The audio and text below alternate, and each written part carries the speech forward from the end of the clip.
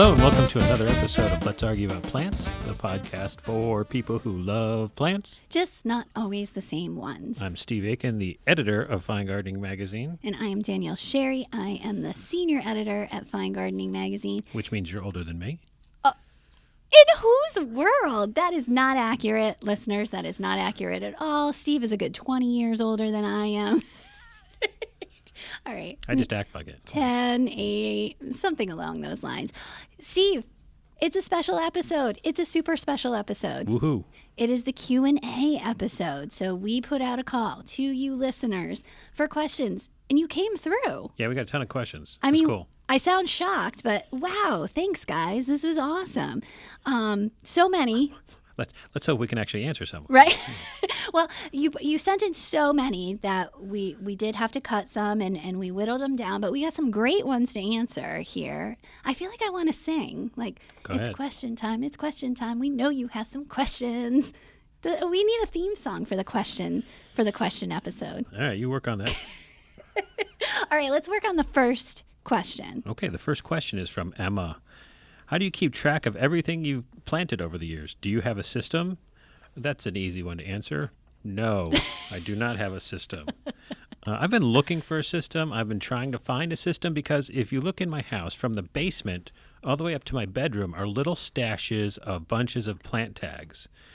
Sometimes they're big, sometimes they're small, but in pretty much every room you go in our house and look behind something, there'll be plant tags there or something holding plant tags down. Junk drawers. They're everywhere. And so Washing machine, lint traps. this will not do because No. I can never, especially now that we started this podcast, and I actually have to remember the names of the plants that I grow. I've tried to come up with something, and I use an app called Gardenize, which is Gardenize. I think it's based out of the Netherlands, but it's still in English, and it may cost $3 or $4. But it seems pretty good at keeping track of my plants. You can upload a picture of it, then you put in all the information. You can put what area it's in your garden. And I just haven't been very good about uploading things. Like I thought I was good for a while, then it turns out I only have 20 plants on there. But I've also been trying to do Google Sheets and basically just keeping track of them that way and adding, height and when I bought it and things like that. I've been a little better about that. Okay. And I use Google Sheets because I have Microsoft at home, and I have a Mac at home and Microsoft at work, and my phone's an iPhone, and I need something that's Universal. Excel is not on all three of those. Yeah. And so Google Sheets goes everywhere. I have the app on my phone, and I actually looked up some of the plants for today on it. That's That's what I use. But any system is only as good as we make it. So until I input all this stuff, which is kind of the problem, and keep inputting and stay up with it, then no system would work for me anyway. Yeah, this is true. You have the laundry basket full of plant tags. No, my trug tub. But I upgraded, I guess about a year or so ago when we started, You upgraded to the laundry basket. shamefully talking about how we just threw stuff in one, place. So my trug tub used to have all of my plant tags. I got so far as to say, all right, I need to separate them out. So I got I upgraded to a travel makeup kit, like where all your toiletries go. And it's one of these ones from, I think it was from TJ Maxx. Not an ad. # not an ad. And it has 3. # could be an ad. Please. TJ Maxx is the greatest place ever. But it had, so it's a travel makeup case, a toiletries case, and it's got 3 dividers through it. So I've gotten to the point where I took everything out of the trug tub. I put it in this waterproofy case that now I separate them out. Annuals and vegetables in one section, perennials in another section, trees and shrubs in the third section. And that's as far as I got. With the idea of eventually I'm going to take them one by one, a handful at a time, and input them into, I was thinking Google Sheets would be the way to go too, just to have some sort of, Excel spreadsheet for them. So why do you keep track of annuals? I always throw those out. I keep them for the year and then I throw them out. You know what? Because I don't need to know them after the year. No, because I always forget, what was that variety that I really, really liked of Torenia? Was it, it was a yellow Torenia. Well, they come out with 15 Yeah, so Torenias who every cares year. what the name was? You going by whatever the new yellow Well, Torenia is. to me, I want to know, because if I can find that one that actually worked and it was more compact or whatever, and as soon as I buy annuals, they're in my head and out again. Same with vegetables. I just don't remember. So I'll usually do like a little Sharpie kind of indication on the tag. I'll go back, partly through the season and say, okay, this is, this worked or this didn't work. And if it died, I just go in and I throw out the tag. So what do you want to know other than the name of the plant? Like, what information would you like to keep track of? I try to keep track of when I bought it or when I planted it, where I got it from. Oh, see, I just want to know if I have it and if it died. That's basically all I want to know. What I've discovered in doing this Google Sheets, and I went through one giant stack of my plant tags, is there are a lot of plants that I don't even recall planting, or I remember planting, but I don't know where. Right. And I don't know if it still exists or if it, so I have like a to be verified pile, which is the biggest pile. There are the yeses, which still exist. There are the no's, which I killed, and then there's the to be verified. Like, that could still exist somewhere, but I just don't know. We just don't know. Ultimately, I thought it would be cool to also get it to the point where, it's in Google Sheets, and then you could divide up sections of the garden. Like, I've got my own nicknames for sections of my it's like the small shade and the front hill and the back hill, all these different areas. And I thought, oh, okay, that would be cool. In a perfect world, I could start going through and basically columnizing which ones were in what location. Right. Well, you can. You would make that a different column. Exactly. And then you do the sort by, and then you get all those. Exactly. Yeah, in a perfect world. Yeah. All right. So, Emma, we gave you zero advice on that, but you're welcome. All right. This one's from Marcia, and she wants to know what our thoughts are on adding soil amendments or not, adding the soil amendments or not, and planting holes for woodies and perennials, even when the soil is crappy. Well, the first thing, and I know this from talking to experts, this is not anything I know, but I talk to, zillions of experts all the time. And if you had a throbbing pain in your toe because you stubbed it, you wouldn't go to CVS and get NyQuil. Mm-hmm. So what I'm getting at is you need to know what's wrong with the soil before you can add an amendment to fix it. True. You can't just say, like, oh, I generally feel bad, so anything at the pharmacy will make me feel better, and then go and take, Absorbine Junior, which is for athlete's foot. Yeah. Like, that's not, probably won't help. Maybe it will. Who knows? We don't know what's wrong with you. But what I'm saying is you need a soil test to determine what's wrong before you know what to add to your soil. Okay. Yeah. And then any amendments you want to add, you lay them on top of the soil.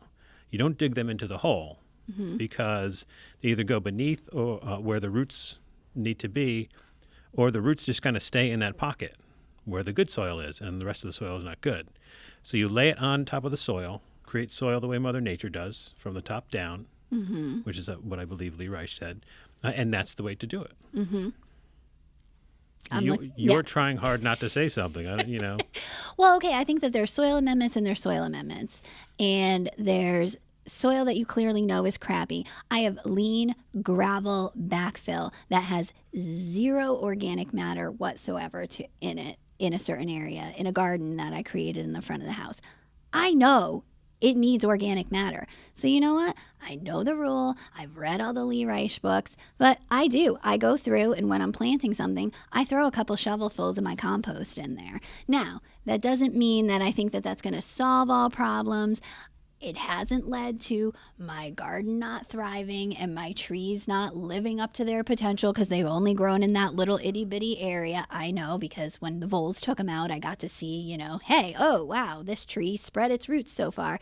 But I know best practice, and what I try to do more so than any of that is to top dress on top of the soil with as much compost as I can. We're not talking truckloads, but as much as much compost as I can to overall strategy long term really improve that soil that's in that particular area that I know is atrocious.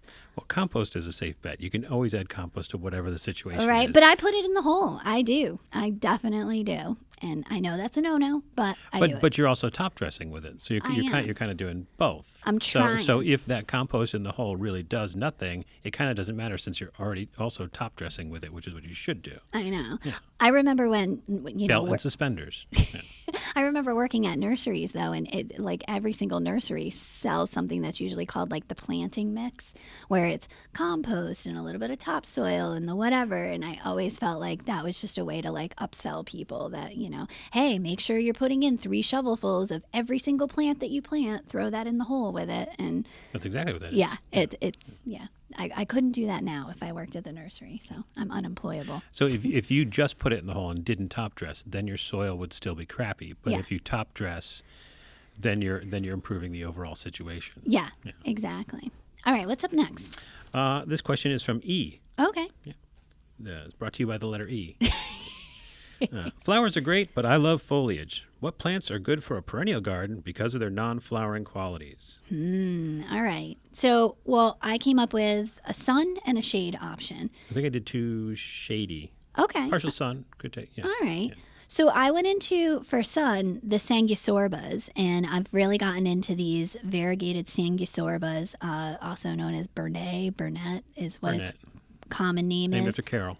Yeah, after Carol Burnett. And there's one called Little Angel that I've been obsessed with lately. But the Burnett foliage, the Sanguisorba foliage, is kind of like these long tongue-like leaves. They have all these little, it's kind of serrated all around the outside of the leaf. So the overall texture of the foliage is super cool. It looks soft. It looks but it forms these dense masses. And Little Angel is white and green variegated. It's a very compact version. And this one, Lemon Splash, which we've sold in the past at our plant sale, is the yellow and green variegated. So it's really got something going on all the time. And I love it. I think that's a really good option for sun, for foliage. But it does have flowers. It does. Bonus. Yeah, these little like thimble kind of burgundy ones that come really late in the season. Generally mid to late fall is when they start blooming. This is one of those questions where I have a million examples till somebody asks me and all of a sudden I can't think of any. But the first one I'll offer up is Shina no Suki fairy bells. Disporum? Disporum longistylum Shina no Tsuki. So it's spelled SHINANOTSUKI. Yes. If someone can pronounce it better, cool. Good for you. Go to the website. We have our whole plant list from this episode on the Fine Gardening website. And so you get about 18 inches tall. These tall arching stems which have the little leaves on them. They're long and pointed but oval. Good thing I don't teach botany. It's an ovate, or obovate, something like that. But they're splashes of gold with a green edge. Wonderful for the shade garden. They like a moist soil. What I found is zone 6 to 9. Okay. But it's a wonderful little pop of color in the shade. Easy to grow because I can grow it. I haven't given them any special consideration. They do get flowers in early summer, but it's really for the foliage that I grow this plant. It's a charming little dude. Adorable. Yeah, disporums are really cool. And some height in the shade, which is hard. Yeah. That is hard. Oh, I just want to go back and say the Sanguisorbas, for the most part, are zones 4 to 9. So it goes really, really low. Did you say zone 4? Zone 4. Okay, we're coming. I know we got a lot. We've got some listener mail about zone 4, and we are not ignoring you. And we're getting there, but this is that is one extra addition to the zone 4 recommendations. It is Sanguisorba. So my shade plant from this great foliage was, really any Japanese painted fern. Japanese painted ferns are just ethereum. They're awesome. Awesome. And I planted a new one last year, the year before. It's called Crested Surf. And it looks like a standard Japanese painted fern. Purple, silver, green, all on these fern fronds. Very gorgeous. But then at the end, there's these cool little tufts or tassels or something at the end of the fern leaves. And it's just this little extra flourish, and it gives it this cool texture. And I love it. And stop rolling your eyes because you don't understand the tassels. You don't get it. It's like a nose ring to me. Some people like them. I think, why did you bother with that? Everything was fine, and then you stuck this thing in it. Japanese painted ferns are great, but now there's this little weird thing at the end. It's not. It's like an extra fern. It's like fern babies coming off of the frond tips. It just looks odd. No, I think it looks amazing. Well, I have the same plant, and I grow it, so. So you can't hate it that bad. Well, they were free, so. Okay. Well, yeah, that's true. And they're filling a spot. Pretty tough because I abused them before I got them in the ground. Right, yeah. And didn't take care of them much after that, so they're pretty tough. They are pretty tough. But yeah, I just think it's kind of weird looking. Like, why? Like, wasn't it fine just without the nose ring? Like, well, and okay? that's the point, right? So Japanese painted ferns overall are gorgeous. Zones 3 to 8 too. No offense to anybody with a nose ring, but it's just not. Oh, we're gonna get letters now. We are gonna get letters.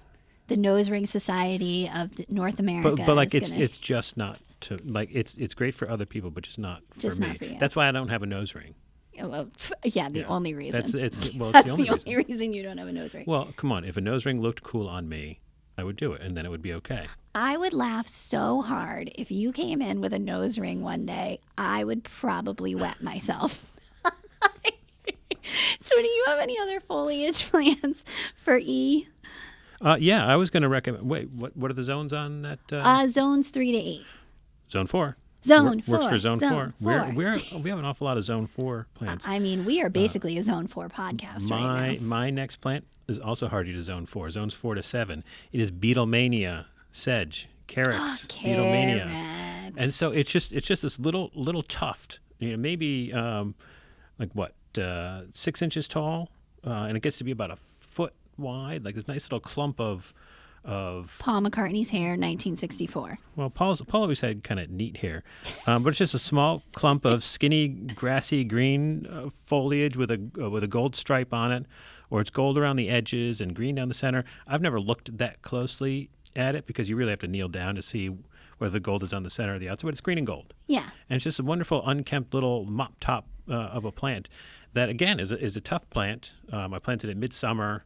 Did okay. It had a couple easily divided sections that came off of it, and I stuck those in the ground. They grew. It's been doing really well for me, and it creates a nice little clump of weird texture that you can have a lot of fun with playing in your garden. And it's just super easy to grow, and it's Zone 4, and I just I hadn't mentioned a carex in a while, and I thought you were going to be disappointed if I hadn't. I mean, of the carexes, I think that's a really cool one. I really do. I think that, yeah, from afar, it really does. It looks like a variegated toupee that fell off of somebody's head and planted itself. But on a windy day. Yeah. Yes, exactly. All right. So let's see here. Next question is from Sharmila. And she asks, can you please talk about which specific plants would work best for design principles, like massing, color contrast, or even repetition? So instead of us giving, tons of different plant options, like talk about plants that really work for those key design principles. So for massing, what I really want to do, I have not done this, but it's going to be my project for this year if I ever get to it. And I took this idea from an article that you just did. Yeah. The 192, it's about to come out. Fine Gardening issue 192. It's by, the author's last name is Wiegert. And yeah, it was out in Wisconsin, right? Yeah. So they had masses of Millennium Allium, which just looked amazing. And I think it's a great thing for massing or repetition because A, it's low maintenance. Super, yeah. And it looks cool when it's in bloom. And it looks cool when it's out of bloom, but it's never so showy that it's going to be in your face, So I think when you're doing massing, you want something that looks good but isn't, so over the top. Yeah. So take something that's like the most wonderful thing you've ever seen. You don't want to have 50 of that in your garden. You want to have, one there, one here, one over there. But, you need something that still looks good and is attention-getting, but not so attention-getting. Yeah. It's a workhorse. Yeah.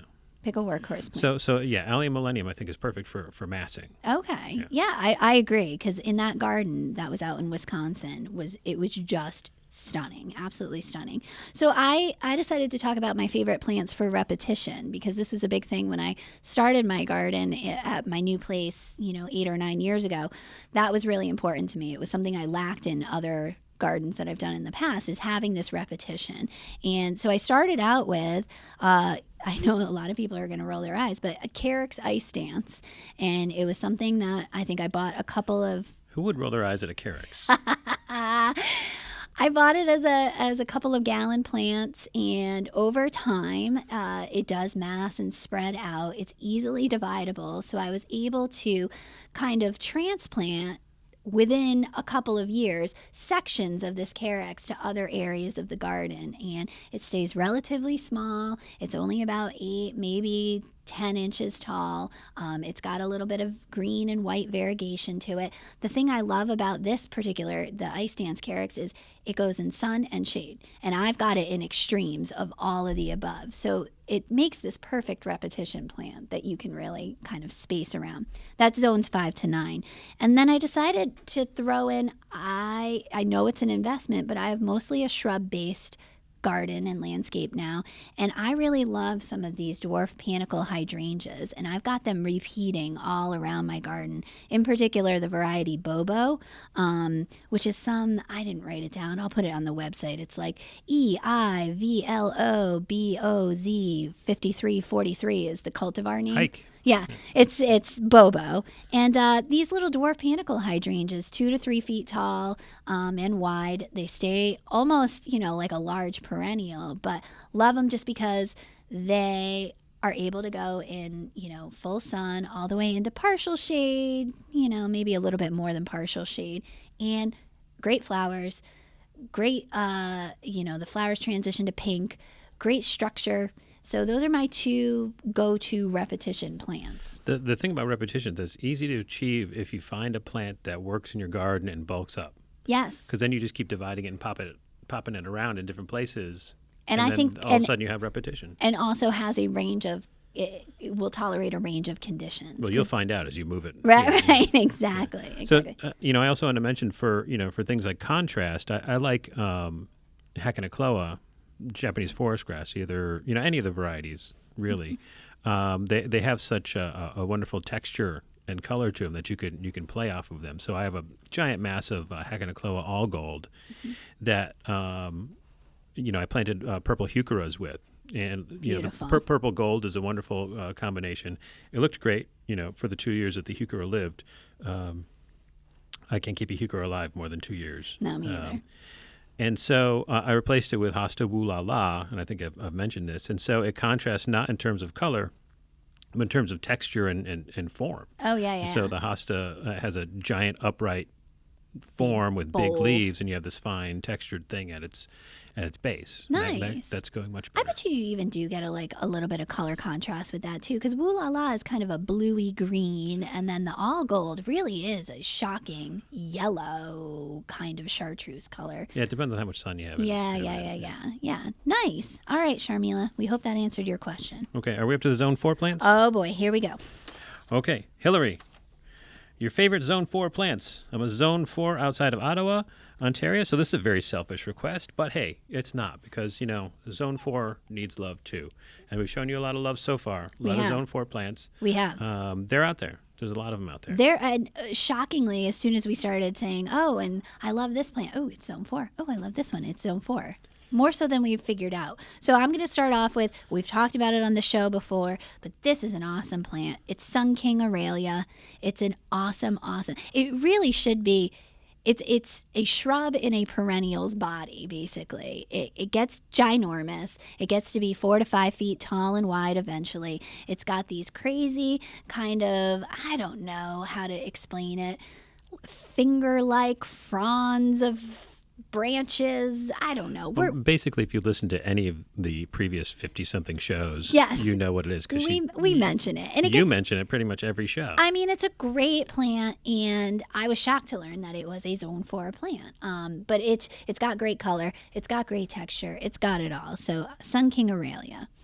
Why did I stop growing Siberian iris? I don't know. Easy to grow, beautiful. Cool foliage, great flowers, sun, partial shade, pretty much full shade. Beat it up, doesn't care, doesn't need anything from me, occasional dividing. Yeah. But for some reason I stopped growing them. Why? I mean, I don't know. Because these are zone 4 plants, and so I've grown several of them. They were great plants.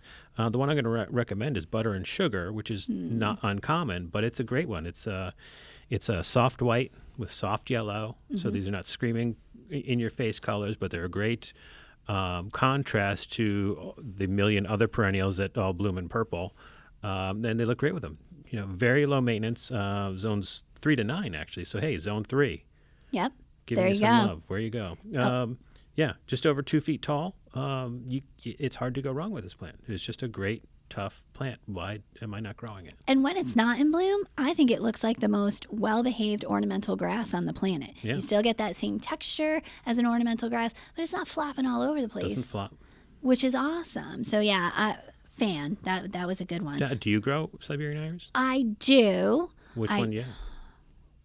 The purple one. I was just going to say the purple one.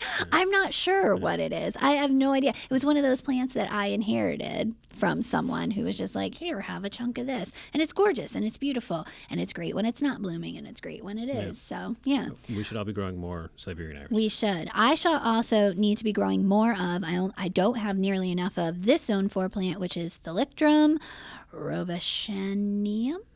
Did I get that right? I think it's Rochebroenium or something like that. Okay. All right. But So meadow rue. yeah. Meadow rue. And this is the standard meadow rue that everybody knows and loves. It's got this cool kind of wispy foliage that's beautiful glaucous blue. It's kind of a see-through plant. You see the texture from afar. And then about late spring, it throws up these skyrockets of burgundy stems and then gets covered with clouds of little itty-bitty, they almost look like miniature epimedium flowers, kind of these teeny tiny little purple star-like flowers with yellow centers to them. And they're just clouds of color that float above everything because it does get tall. It can max out at, I think, 5 to 6 feet tall. And that's zones 4 to 7. So you get cool foliage and it also reseeds, which is cool, but not obnoxiously. So this one gives you bonus plants that you can kind of spread all over the place. See, I was going to recommend the superior double-flowered version of that, but no. You always gotta one-up me. Well, it's superior in flower size because the flowers can be kind of inconspicuous. They're kind of. It's about the cloud. It's about the overall cloud of flowers. But being double flowers, no pollinators for them. So, yes. yeah. So one plant I want to plant next year. I really want a big blue.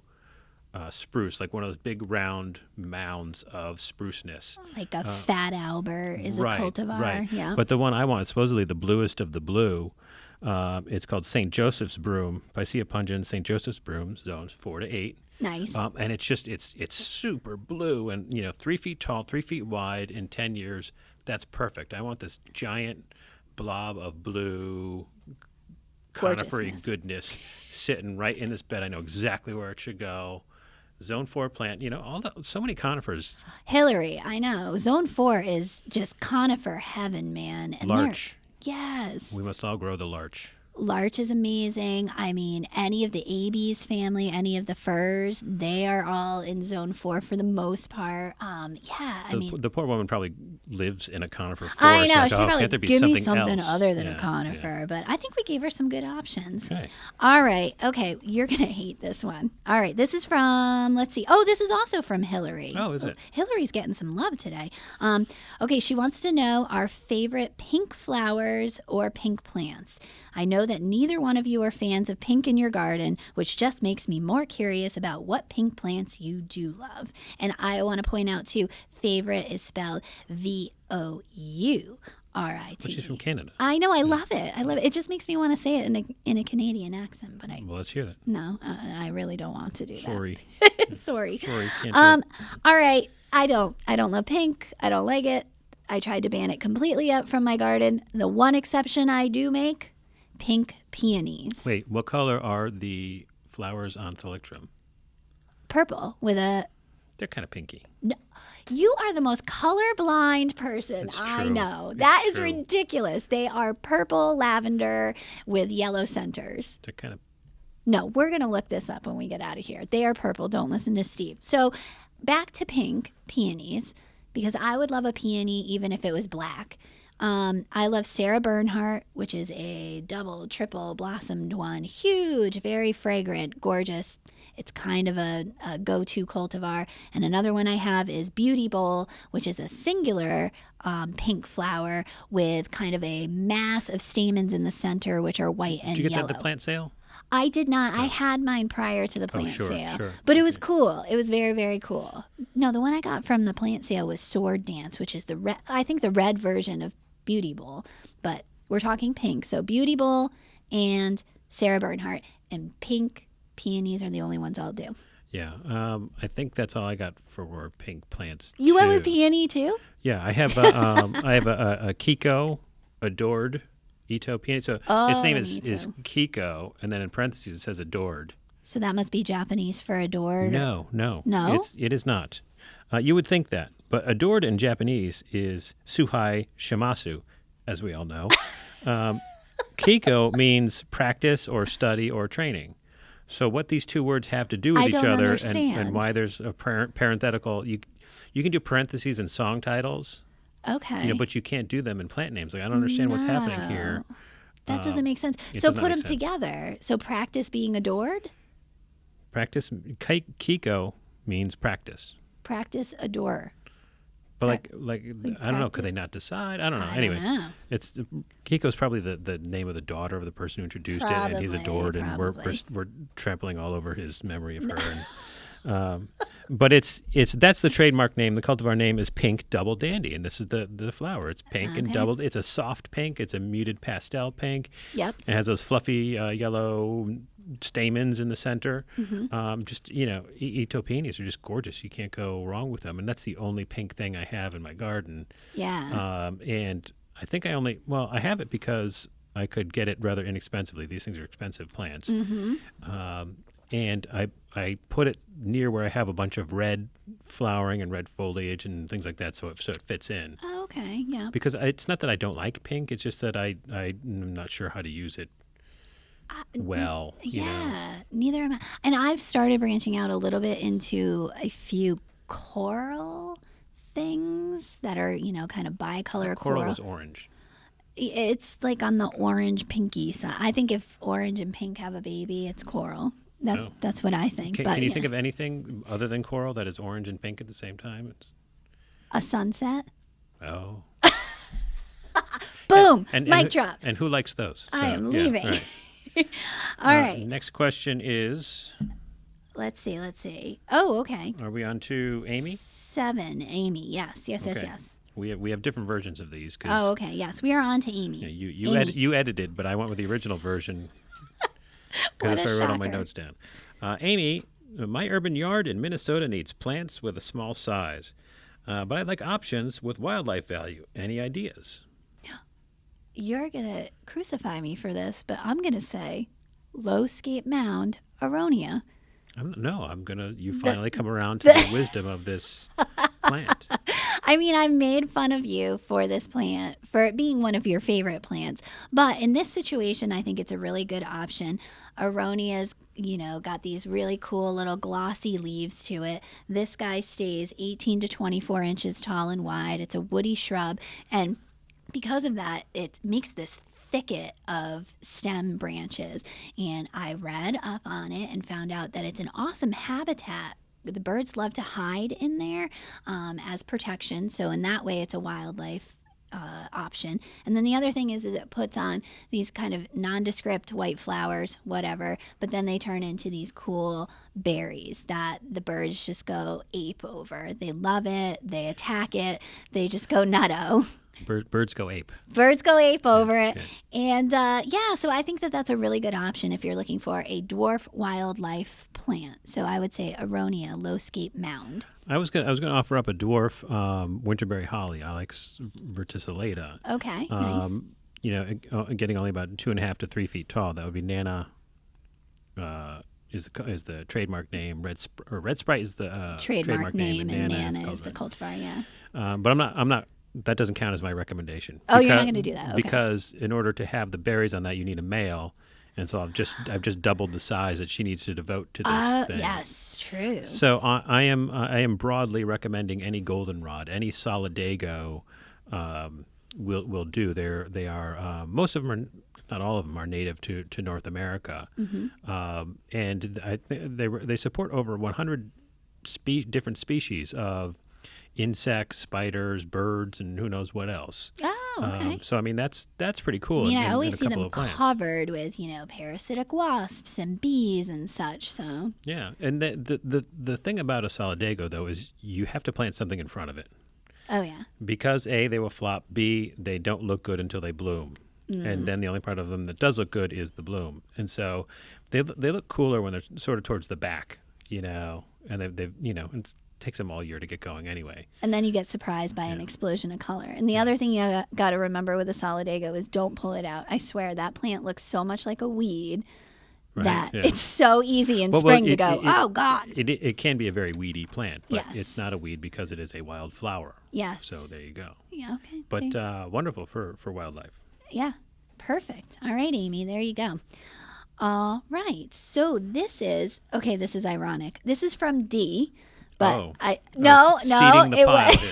it was not my question. I swear. It says I'm looking for some evergreen. This is totally your question. No, it is not. It is. I swear. I swear on. I don't know. I swear on all plants. It is not. I'm looking for some evergreen perennials. D writes. Already way into hellebore and heuchera, and I have some great ferns too, but what are some other options? I opted out of this one, D, whoever you may be, because I live in an area of the country that gets snow cover, and so evergreen and perennials doesn't really mean much to me. I don't have a ton of experience. However, D may have some advice for D. Well, so the irony is that I fought for years to get Steve to do an article in Fine Gardening on evergreen perennials because it took a lot of convincing for Steve that several people around the country live in spots where there isn't 5 feet of snow on the ground. Is Yes. that like 8, 9? Yeah. So we did do an awesome article with Kelly and Sue from Far Reaches Farms out in Sequim, Washington. It was Fine Gardening issue 178.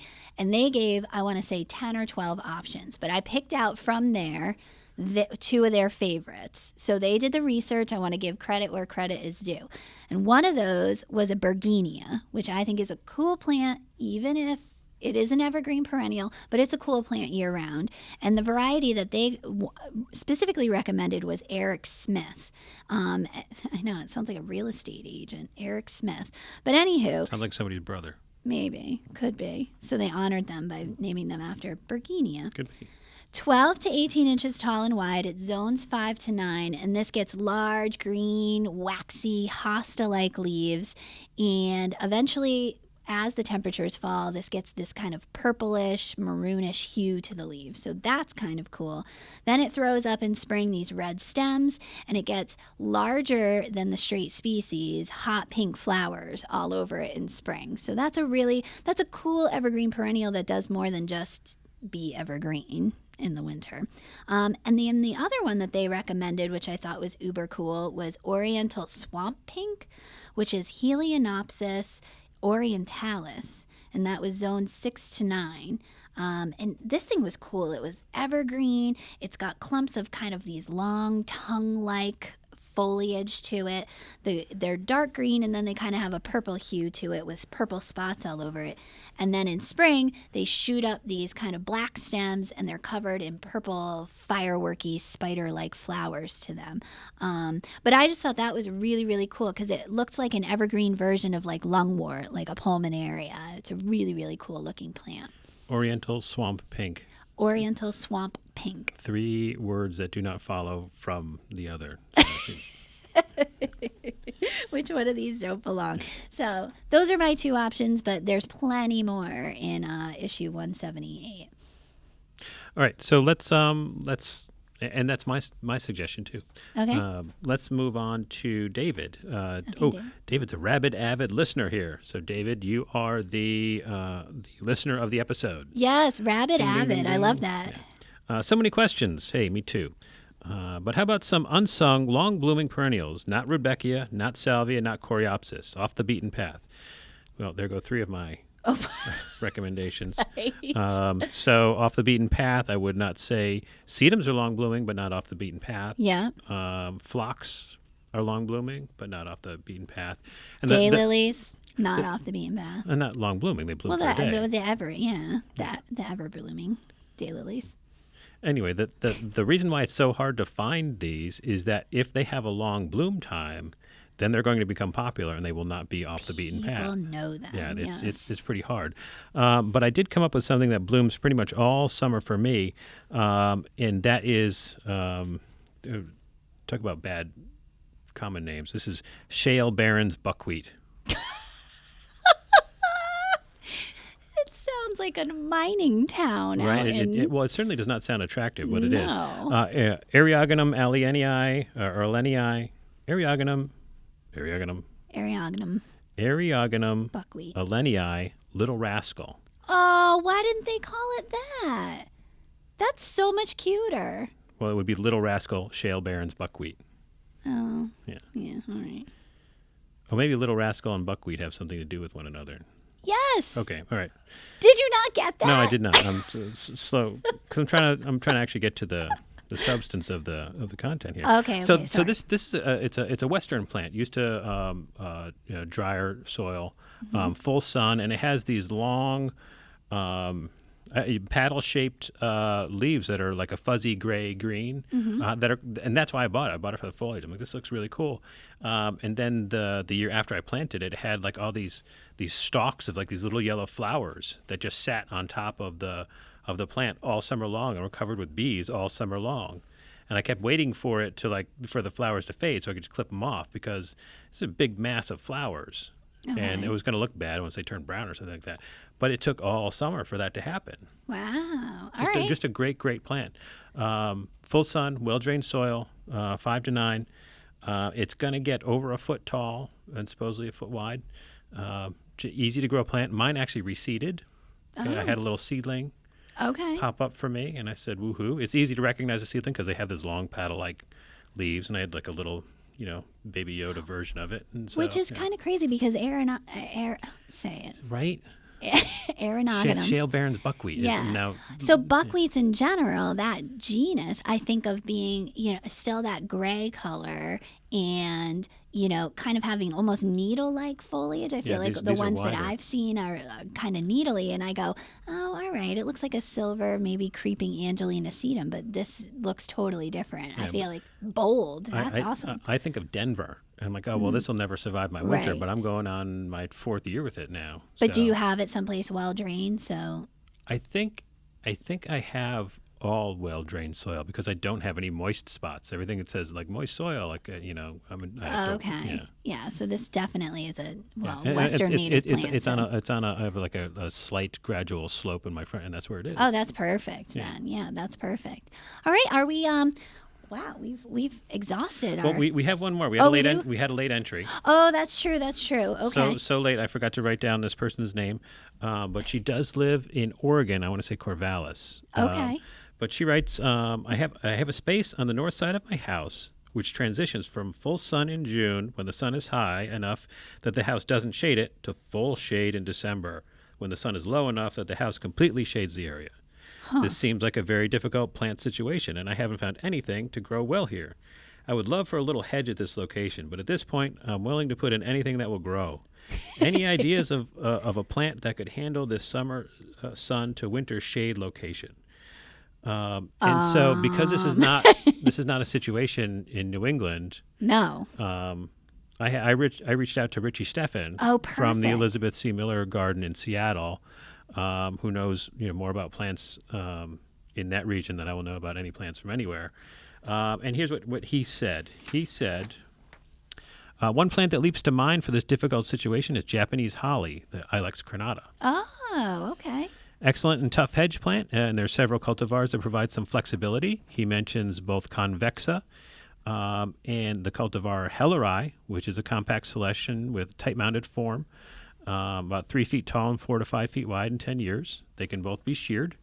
There are also a few conifers that will perform well in this situation. Podocarpus nivalis, which is sometimes listed as Podocarpus alpinus. Oh, I love a podocarpus. Cool texture. And Podocarpus lawrencei are good low choices. The cultivars Podocarpus nivalis red tip, green old growth with red new growth, and the cultivar Podocarpus lawrencei blue gem with nice blue-green foliage are great choices. He also recommends that you go to the Great Plant Picks website, which would be greatplantpicks.org, and search on the plant search page, and they can enter open shade. And many of those plants can tolerate full sun as well. Oh my gosh, it's a great resource. That's awesome. Yeah. All right, sweet. All right, out of that answer, what I'm most disappointed about, if you could be disappointed, is that we can't grow podocarpus Why not? because it's out of our zonal range. No. Yeah, it's like 6B7. Us in zone 4. We never get any love. That's right. And now, because everything sounds better with a British accent, here's Peter with a question of his own. I have a question I would love an answer to. Why, oh why, did I start so many tomato seedlings? At this point, I really don't know how many I have. My count usually gets to around 40 or 50 before I stop and start asking myself, Peter, whatever were you thinking? It all started out simply enough, dropping seeds into little cups of soil, keeping them moist, and cheering when they germinated. Now, alas, they are a gangly tangle of stems and leaves, quickly outgrowing their temporary pots. The mere thought of transplanting them all exhausts me, and I haven't even hardened them off and gotten them in the ground. It's almost as though I thought each plant would only produce one fruit. But the idea of walking through rows of tomato plants, plucking one of these and one of those was greatly appealing, though in hindsight a bit far-fetched. I never thought about what I would do with all those tomatoes either. One might think I would have learned my lesson from the infamous zucchini tsunami of '04. That year, I grew so many zucchinis my neighbours refused to take any more. My wife declared she'd had enough zucchini, mango, banana, zucchini smoothies to last a lifetime, and the local supermarket kicked me out for attempting to surreptitiously add some of my surplus harvest to their existing stock. For my fellow British listeners, I should perhaps point out that zucchinis are what we know as courgettes. Clearly, I've been in this country far too long, and my vocabulary has been corrupted by the locals. My apologies for the digression. Where was I? Oh yes, tomatoes. I'm hoping that I have caught my overabundance of tomato plants in the nick of time. I can keep a few and disperse the rest to good homes. This, of course, rules out Steve, but Danielle might be kind enough to take a couple. And I wonder if the local supermarket might want the rest. You know, one question that I'm glad Peter didn't ask, What's that, Steve? he didn't ask, why aren't you taking me to England when you guys go later this year? I know. He probably, oh gosh. Did you tell him that we're going? Not yet, no. Okay, well, keep that to yourself. You know what I'm not going to keep to myself, though, is we didn't talk about that there's one more question that neither you nor I could answer. So we had to go to the expert for it. All right, I'm going to read the question. Ready? This was sent in to us by Jennifer. Is Heptacodium myconoides a wonderful whackable? I had a beautiful 3 to 4 foot tall multi-stem specimen, and then disaster struck. Am I giving this enough emphasis? Sure. All right. The moment it lost its leaves, my Labradoodle mistook it for a chew toy. He broke off every trunk at about 12 inches, leaving me to wonder where he was getting all these beautiful new sticks. So I'm wondering, should I leave those 12-inch sticks in place in the hopes that it will regenerate, or is this a lost cause? And I had no clue. You had no clue. So let's see who we got to answer this question for Jennifer. The Heptacodium we're talking about, wonderful dog. Any rate, it's what the dog did will actually not be a problem for that plant. You will get growth coming from the base on that. Sometimes we call Heptacodium the crepe myrtle of the north, but she will sucker back up, and then it's your choice at that point to prune out the smaller ones and let them go. The key is, if the buds are further up the gnawed stems, you're better off any branches that come up lower on the stem or closer to the ground, and let those be the ones that come up. If you have suckers that come up right through the root system, those are the best ones to leave and let that plant go. In nursery production, we actually will coppice those down to the ground to force multiple stems to make a prettier plant. I'm hoping that this happened during the time of the year other than late March, early April, when the sap starts to run in these. There could be a problem if that was the case. Other times of the year, there should not be any kind of difficulty. Now, to cover what I just said, you don't need to cut them down now. Wait until the spring till you start to see buds and branches emerge. Sometimes you're not even going to prune these until possibly June. You can even wait until the fall to cut back down to the sturdier stems. That was great what Ed said, and I'm sure it's 100% accurate, but he didn't address the key fact, which is they need to get rid of the Labradoodle now. There are lines that can't be crossed. You mess with my trees, you're out of the family. Done.